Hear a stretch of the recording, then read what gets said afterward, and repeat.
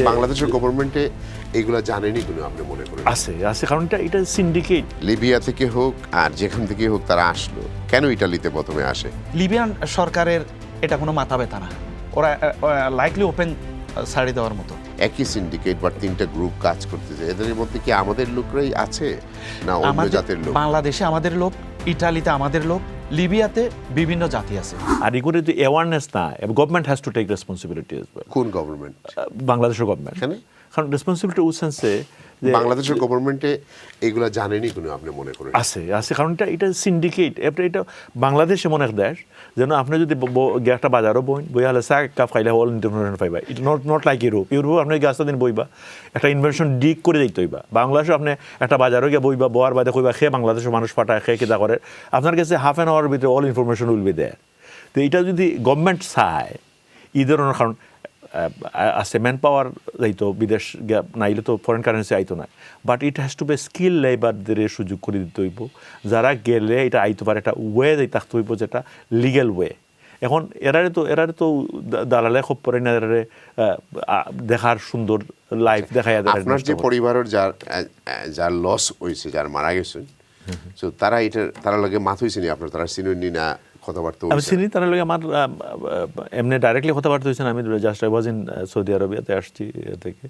তো ইনো মেইন যারা হয়েছে তারা, বাট লস আমি দেখছি তারার যে আমার কাজিনে কইলা ইস এ গ্রেট লস। খান তাই আরো দুঃখ করে আমার বাপর লগে রাগারাগিও হয়েছে যে আমি আমারে ফাটাই তুই বলা হইয়া তাই গেছেন, তাই হেসে বাধ্য হইয়া ফসা করে অ্যারেঞ্জমেন্ট করছেন। তো এখন তো একটা 3 নম্বর বাচ্চা তাই যেটা মারা গেছেন ইয়াং এজ, একটা লস তো বুঝলাম। এটা ইটস এ ট্রিমেন্ডাস অবস্থা। থ্যাংক ইউ আলম ভাই, আপনার কাছ থেকে একটু শুনি এরা কেন কিভাবে আসে, একটু শুনি আপনার কাছ থেকে। লিবিয়া থেকে হোক আর যেখান থেকে হোক তারা আসলো কেন ইটালিতে প্রথমে আসে? বাংলাদেশ থেকে এমন একটা কনসেপ্ট আছে সবার ভিতর এই ধরনের একটা ধারণা আছে, যেটা হচ্ছে বাংলাদেশের প্রত্যন্ত অঞ্চল থেকে, যে আমরা যদি এখান থেকে লিবিয়া যাইতে পারি কোনোভাবে দালালের মাধ্যমে, সেখান থেকে খুবই ইজি, অনলি 3 আওয়ার্স বা 300 মাইলস কিলোমিটার। এটা চিন্তা করে ওইভাবে প্রপাগান্ডা বাংলাদেশে চালানো হয়। তো তাদের সিন্ডিকেটের মাধ্যমে, মনে করেন একটা সিন্ডিকেটটা হচ্ছে বাংলাদেশ, লিবিয়া প্লাস ইটালি, তিনটা সিন্ডিকেট একই সাথে কাজ করে। অনেকগুলা সিন্ডিকেট ঠিক 3 জায়গা থেকে একই সাথে কাজ করে।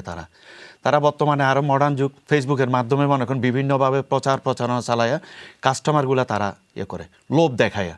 এই যে ভূমধ্য সাগরের যে ডেঞ্জারাস একটা পজিশন, আপনি বাইকে জিজ্ঞেস করছেন যে কীভাবে তারা দিক বিদিক হয়ে 6 দিন ছিল ওইখানে। এই যারা বোট চালায়, আমি ইটালিতে অনেক বছর ছিলাম, প্রফেশনাল না, কিছু নাই, এমনি দিয়ে দিছে।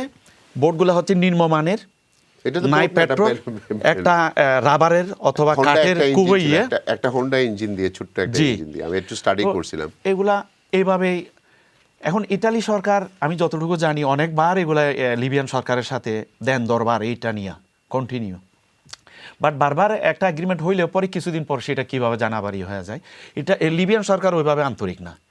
ইটালিয়ান সরকার আমি দেখছি গাদাফি থাকতে তো এটা ছিল না, ছিল পরিমাণে কম, কম ছিল, পরিমাণে কম। এখন ঘটনা হয়েছে লিবিয়ান সরকারের এটা কোনো মাথা ব্যথা না, ওরা লাইকলি ওপেন ছাড়ি দেওয়ার মতো, বাট ইটালিয়ান সরকারের জন্য একটা মাথা ব্যথা।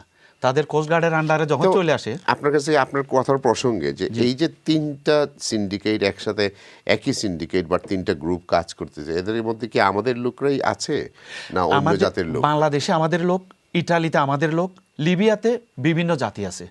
টর্চার সেল আছে, পাবলিক টর্চার সেল, যেখানে বাংলাদেশ থেকে টাকা উদ্ধার করে এখানে টর্চার সেলে রেখে, তারপর বাইজে বলল যে গেম তোমাকে গেমে দিব, ইচ্ছা মতো এখানে টর্চার করে মেরে ফেলা হয়, সমুদ্রে ফেলে দেওয়া হয়, মানে ইচ্ছা মতো, কোনো ধরনের বাস বিচার নাই।